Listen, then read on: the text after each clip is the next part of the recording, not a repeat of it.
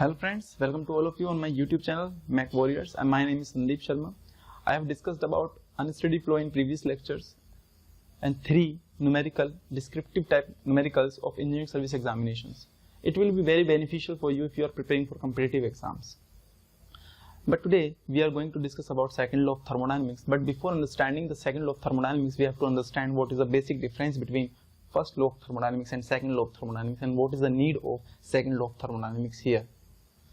You have studied in your 10th and 12th standards that what is first law of thermodynamics, that is heat gained by one object is equal to heat lost by other object.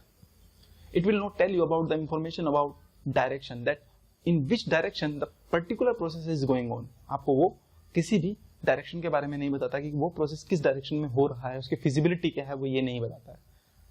But the second law of thermodynamics is most important law of nature in physical science. It puts the directional constants or unidirectional characteristics of all natural processes. As you know that all natural processes are spontaneous in nature. Okay, उसे करने के लिए आपको कोई बहुत ज़्यादा बाहर से किसी भी ड्राइविंग फोर्स की ज़रूरत नहीं पड़ती. अगर हम कुछ एग्जाम्पल्स की बात करें, जैसे water flows from high altitude to low altitude. It is obvious and it is a spontaneous process. Heat flows from high temperature to low temperature. It is a spontaneous process. Gas flows from high pressure to low pressure. It is a spontaneous process. So 95% natural processes are spontaneous in nature. But when you want to reverse it, you have to add some external work, or you have to add some external agency to do so. But in that process, the process will not be like a spontaneous, it will be non-spontaneous process. That is the difference between spontaneous and non-spontaneous processes. So, to know about the direction of a particular process, we require a law, that is second law of thermodynamics. Let's take an example. मान लीजिए आपने container में कुछ hot water ला करके आप अपने AC room में रख देते हैं, तो होगा कि after some time the temperature of hot water will decrease and the air temperature will increase. It is obvious. But अगर हम ये कहें कि अगर ऐसा हो कि जो हॉट वाटर है वो अपने आप को और हॉट करता चला जाए by absorbing some heat from atmosphere, like जो एयर टेम्परेचर है वो और डाउन हो जाए और जो हॉट वाटर का टेम्परेचर है वो और इंक्रीज हो जाए, क्या ऐसा होने से फर्स्ट लॉ का वायलेशन होता है? नहीं, ऐसा होने से फर्स्ट लॉ का बिल्कुल वायलेशन नहीं होता. बट क्या ये प्रोसेस फिजिबल है कि ये अपने आप ऐसा हो सकता है? क्या ऐसा हो सकता है कि हीट फ्लो करे low temperature to high temperature without giving any external work? नहीं, ऐसा नहीं हो सकता. तो इस चीज के बारे में कौन बात करेगा? इस चीज के बारे में बात करता है second law of thermodynamics. It will tell you about the feasibility of the process. All natural process are in not random. कोई रैंडमली कोई प्रोसेस नहीं होता, उनका एक पर्टिकुलर रिदम होता है. तो this is the difference between first law and second law, and this is the need of second law of thermodynamics in our chapter. And now we will talk about two statements in second law of thermodynamics. First one is Kelvin-Planck statement and second one is Clausius statement. Kelvin बाबा आते हैं और वो कहते हैं कि आप नहीं कर सकते किसी एक सिंगल थर्मल रिजर्वायर जिसका टेम्परेचर TH है उससे हीट को एब्जॉर्ब, उसे नहीं कन्वर्ट कर सकते किसी भी हीट इंजन से कंप्लीट वर्क में. आप ऐसा नहीं कर सकते. This is your thermal reservoir. A thermal reservoir is that thing which is having infinite amount of energy, okay, and the temperature will not decrease after absorbing some heat from that reservoir. This is your thermal reservoir which is having infinite amount of energy, okay. वो कहते हैं कि complete heat को आप convert नहीं कर सकते किसी भी इंजन के थ्रू complete work में. ये ऐसा संभव नहीं है एक सिंगल थर्मल रिजर्वायर से. और उनका स्टेटमेंट कहता है it is impossible to construct a machine और a device which convert complete heat into work by the use of single thermal reservoir. आपको चाहिए एक और रिजर्वायर जिसमें आप कुछ हीट को रिजेक्ट कर दें, and that is your sink temperature which is less than your source temperature.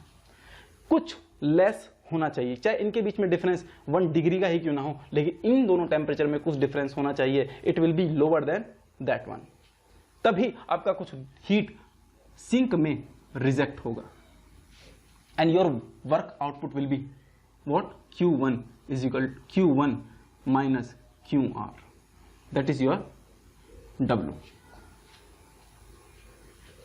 And वो इनडायरेक्टली आपसे कहना चाहते हैं कि आप नहीं कर सकते क्या कंप्लीट हीट को कंप्लीट वर्क में कन्वर्ट। इट मींस नहीं हो सकती किसी भी हीट इंजन की एफिशिएंसी 100%। मान लीजिए आपका ये जो आउटपुट है वो W है जो आपको मिला, और आपने इनपुट जो एब्जॉर्ब हीट है आपकी वो Q है, ये आपका इनपुट है। Output upon input is equal to efficiency, and आपको पता है अगर यहाँ कोई रिजेक्शन नहीं है हीट का तो ये W Q के बराबर हो जाएगा, दैट इज इक्वल टू 1, यानी इट इज हैविंग 100% एफिशिएंसी। और आप जानते हैं किसी भी हीट इंजन की एफिशिएंसी 100% नहीं हो सकती, यह इम्पॉसिबल है। चाहे आप उस सिस्टम को कितना भी आइडियलाइज्ड क्यों ना कर लें, कितना भी आइडियलाइज्ड क्यों ना कर लें, चाहे सारे प्रोसेस आपके रिवर्सिबल क्यों ना हो, किसी भी हीट इंजन की एफिशिएंसी 100% नहीं हो सकती। There will be some dissipative effects, there will be some friction involve there.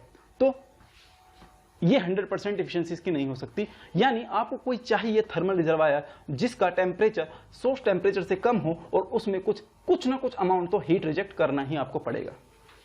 आप कंप्लीट हीट को कंप्लीट वर्क में कन्वर्ट नहीं कर सकते। फिर एक अलग वैज्ञानिक आते हैं, उनका नाम क्लोसियस है, और वे कहते हैं आपसे आप नहीं कर सकते क्या किसी भी हीट को transfer from low temperature to high temperature without giving some external work. बिना किसी एक्सटर्नल वर्क प्रोवाइड किए आप ऐसा प्रोसेस नहीं कर सकते, आपको कुछ ना कुछ तो वर्क प्रोवाइड कराना ही पड़ेगा। इट मींस आप नहीं करा सकते क्या किसी भी हीट को लो टेम्परेचर से किसी भी डिवाइस के थ्रू हाई टेम्परेचर में ट्रांसफर, आप ये ऐसा नहीं करा सकते। आपको कुछ ना कुछ तो इस डिवाइस को वर्क देना ही पड़ेगा, और that device is known as your heat pump, जो कुछ वर्क लेकर के आपकी कुछ हीट को लो टेम्परेचर से हाई टेम्परेचर में कन्वर्ट कर देगा, and that heat transfer will be equal to Q plus W input.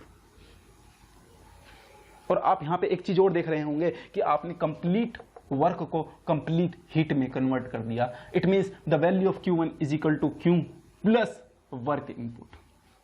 But आप नहीं कर सकते क्या किसी भी कंप्लीट हीट को कंप्लीट वर्क में आप कन्वर्ट नहीं कर सकते, आपको कुछ ना कुछ अमाउंट तो रिजेक्ट करना पड़ेगा सिंक टेम्परेचर पे, which is having low temperature with comparison of source temperature. So there are two statements which is given by two scientists, one is Kelvin and another one is Clausius।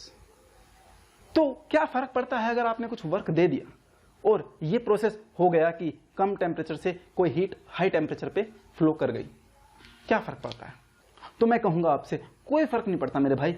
फर्क सिर्फ इतना पड़ता है कि natural process जो होता है वो, जैसे कि अगर मैं बात करूं कि हाई एल्टीट्यूड से लो एल्टीट्यूड पे वाटर अपने आप फ्लो करता है, आपको किसी एक्सटर्नल डिवाइस की जरूरत नहीं पड़ती। बट अगर आप चाहते हैं कि ये वाटर इस डायरेक्शन में ना फ्लो करके इस डायरेक्शन में फ्लो करे, उसी पाथ को फॉलो करता हो, ऐसा करें, तो आपको एक जरूरत पड़ेगी किसी पंप की, किसी एक्सटर्नल डिवाइस की, जिसमें आप कुछ वर्क इनपुट करेंगे और देन वो कर देगा क्या, लो एलिवेशन से हाई एलिवेशन में आपका वाटर को फ्लो करा देगा।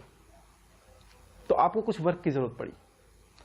इससे फर्क सिर्फ इतना पड़ता है कि जब ये ऊपर से नीचे आ रहा था, हाई एल्टीट्यूड से लो एल्टीट्यूड पे वाटर फ्लो कर रहा था, तो आपके सराउंडिंग में कोई चेंज नहीं हुआ, आपकी सराउंडिंग इस चीज से इफेक्ट नहीं हुई, इस चीज का कोई इफेक्ट सराउंडिंग पे नहीं पड़ा। बट जैसे ही आपने कुछ इस प्रोसेस को रिवर्स करने की कोशिश की, तो आपने कुछ पंप वर्क प्रोवाइड किया, उससे क्या हुआ कि सराउंडिंग पे एक इफेक्ट पड़ा, क्योंकि आपने सराउंडिंग से कुछ वर्क लिया।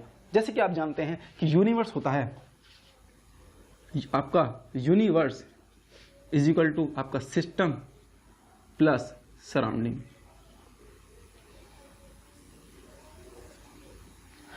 आपका सिस्टम, आपका ये लो एलिवेशन से हाई एलिवेशन पे जो वर्क, जो प्रोसेस आप कर रहे हैं, वो किसी एक सिस्टम में हो रहा है, और आप जो वर्क प्रोवाइड करा रहे हैं वो किसी सराउंडिंग से करा रहे हैं, ये किसी सराउंडिंग से वर्क आ रहा है। तो आप यहाँ पे सराउंडिंग को इफेक्ट कर रहे हैं, आपका जो इफेक्ट है वो सराउंडिंग पे पड़ रहा है इस प्रोसेस पे। इसलिए हम ये कह सकते हैं कि ये प्रोसेस रिवर्सिबल नहीं होगा। यहां से ही हमें इरिवर्सिबिलिटी और रिवर्सिबल प्रोसेस का थोड़ा सा क्लू मिलता है, जिसे हम नेक्स्ट लेक्चर में डिस्कस करेंगे। कि आप जब ऊपर से नीचे वाटर फ्लो करता है तो हमारा प्रोसेस में सराउंडिंग पे कोई इफेक्ट में नहीं पड़ता, लेकिन जैसे ही हम कोई पंप वर्क इंक्लूड करते हैं, कोई पंप वर्क देकर के लो एलिवेशन से हाई एलिवेशन में वाटर को फ्लो कराते हैं, तो हमें सराउंडिंग से कुछ वर्क लेना पड़ता है।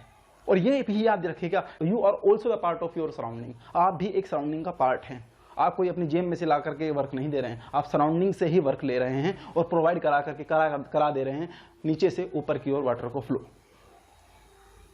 तो यहां से ये प्रोसेस फिर रिवर्सिबल नहीं होगा। रिवर्सिबल प्रोसेस क्या होते हैं? जो विदाउट